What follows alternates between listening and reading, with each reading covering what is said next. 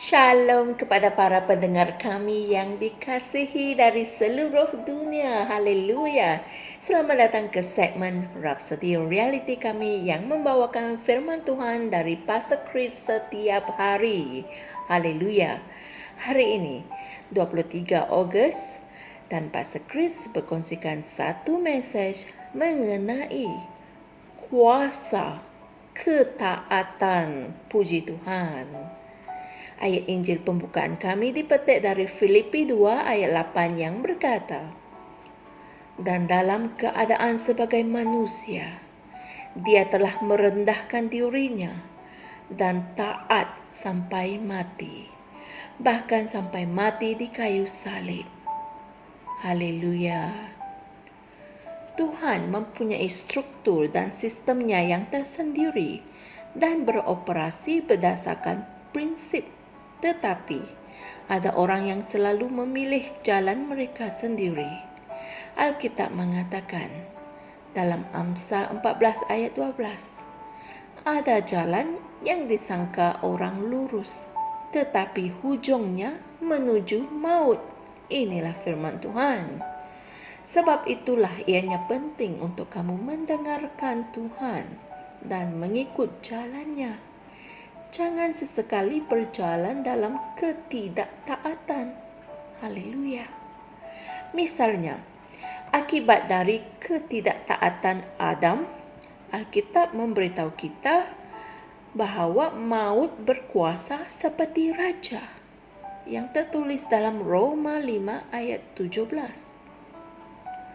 Alkitab terjemahan The Amplified Classic mengatakan sebegini: oleh kerana pelanggaran, kesilapan, kesalahan, maut telah berkuasa melalui satu orang itu. Inilah firman Tuhan. Oleh itu, kerana ketidaktaatan satu orang telah menyebabkan semua orang dihukum, maka begitu juga tindakan kebenaran Kristus telah membawa kehidupan yang kekal dan pembebasan ilahi dari tuduhan kesalahan bagi semua orang. Haleluya. Yesus, yaitu Adam yang kedua dan yang terakhir, telah melakukan hal ini dalam ketaatan. Puji Tuhan. Kita juga telah membaca dalam ayat Injil pembukaan kami bahawa Dia, yaitu Yesus, dalam keadaan sebagai manusia, Dia telah merendahkan dirinya dan taat sampai mati, bahkan sampai mati di kayu salib. Haleluya. Ingatlah bahawa Yesus sendiri adalah Allah. Namun, tiada apapun yang dapat membuatkan Dia memberontak terhadap Bapa. Dia sudah membuat keputusan untuk taat sampai mati, bahkan sampai mati di kayu salib. Oleh sebab itu, Allah telah menganugerahkan sesuatu kepada Yesus atas ketaatannya. Dan hal ini tertulis dalam Filipi 2 ayat 9 yang berkata, "Itulah sebabnya Allah sangat meninggikan Dia dan mengurniakan kepadanya nama di atas segala nama." Haleluya. Dia diberi gelaran yang tertinggi oleh kerana ketaatannya. Maha mulia Tuhan. Ketaatan merupakan suatu berkat yang besar di alam roh. Setelah dilahirkan semula, kamu mempunyai roh yang taat. Amin. Alkitab memanggil kita anak-anak yang taat, yang ditulis dalam 1 Petrus 1 ayat 14. Puji Tuhan. Oleh itu, ianya wajar bagi kamu untuk berjalan dalam terang firman Tuhan dan taat sepenuhnya pada arahan-arahan rohani. Haleluya. Puji Tuhan. Saudara-saudari semua, mari kita sama-sama berdoa. Kehidupanku dikuduskan untuk-Mu ya Bapa. Terima kasih atas kasih-Mu untukku dan atas kemuliaan-Mu dalam hidupku.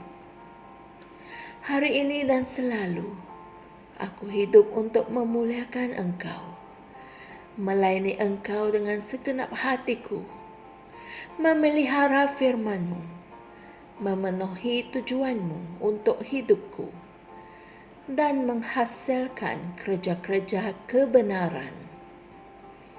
Dalam nama Yesus. Amin.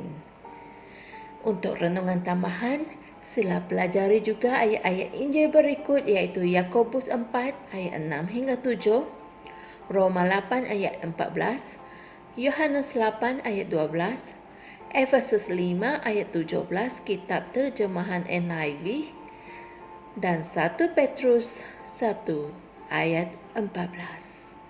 Haleluya, terpujilah Tuhan. Saya percaya saudara dan saudari semua telah mempelajari sesuatu yang bermanfaat hari ini.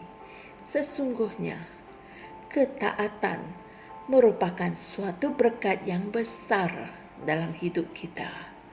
Renungkan semula mesej kami pada hari ini, dan kalian pasti akan menerima wahyu dan pengertian yang mendalam tentang kuasa ketaatan. Terpujilah Tuhan.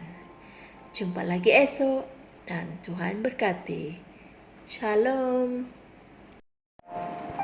Kami percaya saudara-saudari semua telah diberkati dengan perkongsian firman dari Rhapsody Reality.